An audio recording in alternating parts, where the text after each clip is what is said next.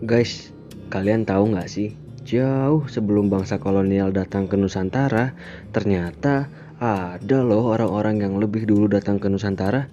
Siapa sih mereka? Yaps, mereka adalah pedagang India dan juga pedagang Cina. Lewat jalur perdagangan mereka lah, agama Hindu dan Buddha berhasil masuk ke Nusantara. Dan perlu teman-teman ingat, agama Hindu dan Buddha itu memiliki kerajaan yang besar di Indonesia. Eits, sebelum kita lanjut, izinkan kami untuk memperkenalkan diri. Perkenalkan, nama saya Syahid dan di sana ada Kak Rizal dan juga ada Kak Kiki. Di sini kita akan menjelaskan secara singkat mengenai sejarah Hindu Buddha di Nusantara. Oke, lanjut. Menurut para ahli sejarah, cara masuk dan proses penyebaran agama Hindu-Buddha di Nusantara terbagi menjadi dua, yaitu masyarakat Nusantara berperan pasif dan masyarakat Nusantara berperan aktif. Pertama, masyarakat berperan pasif. Maksudnya adalah masyarakat Nusantara mempelajari agama Hindu dan Buddha melalui masyarakat India dan Cina yang datang ke Nusantara. Sedangkan yang aktif, masyarakat Nusantara belajar langsung ke India dan Cina untuk mempelajari agama tersebut secara mendalam, kemudian kembali ke Nusantara sebagai penyebar agama tersebut. Dari dua cara tersebut, guys, muncul 5 teori tentang masuknya agama Hindu-Buddha. 3 yang berperan pasif dan 2 yang berperan aktif.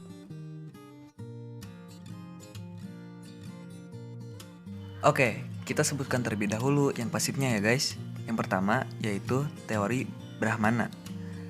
Teori ini dikemukakan oleh Van Leur. Tulisannya itu Vanleur.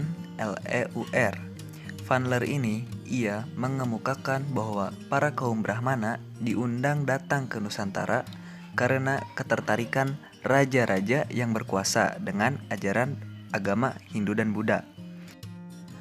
Lalu, teori yang kedua adalah teori Vaishya. Teori ini dikemukakan oleh N.J. Krom. Ia menyebutkan bahwa para pedagang yang beragama Hindu-Buddha lah penyebar utama agama tersebut di Nusantara. Lalu, teori yang terakhir adalah teori Ksatria. Teori ini dikemukakan oleh C.C.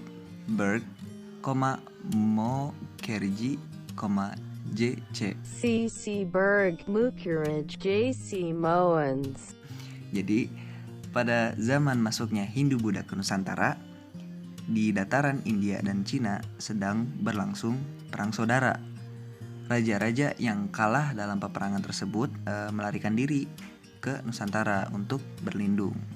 Nah, sedangkan untuk teori aktifnya, yaitu yang pertama adalah teori arus balik dikemukakan oleh F.D.K. Bosch. Jadi, teori ini berasumsi bahwa perkembangan ajaran Hindu dan Buddha yang pesat di India, perkembangan ajaran Hindu Buddha ini sampai terdengar ke Nusantara dan para kaum terpelajar muda pun menarik minat untuk berguru ke India. Lalu yang kedua adalah teori Sudra. Teori ini dikemukakan oleh Van Faber.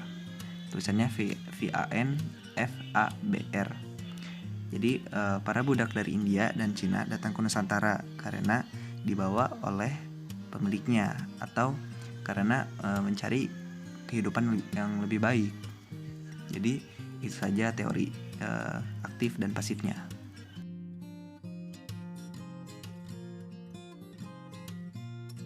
Kebudayaan Hindu dan Buddha tidak hanya mempengaruhi cara beribadah masyarakat Nusantara pada zaman itu, tetapi juga memberikan beberapa peninggalan lain.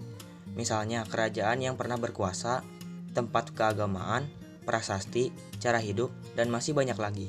Berikut ini adalah nama-nama kerajaan.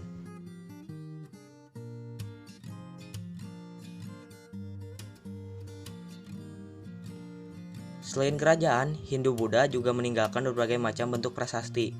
Kalian tahu Candi Prambanan? Nah, itu adalah salah satu peninggalan agama Hindu.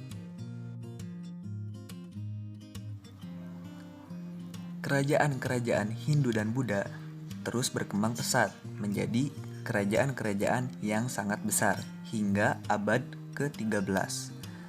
Saat agama Islam masuk ke Nusantara, kerajaan-kerajaan Hindu dan Buddha mulai mengalami kemunduran.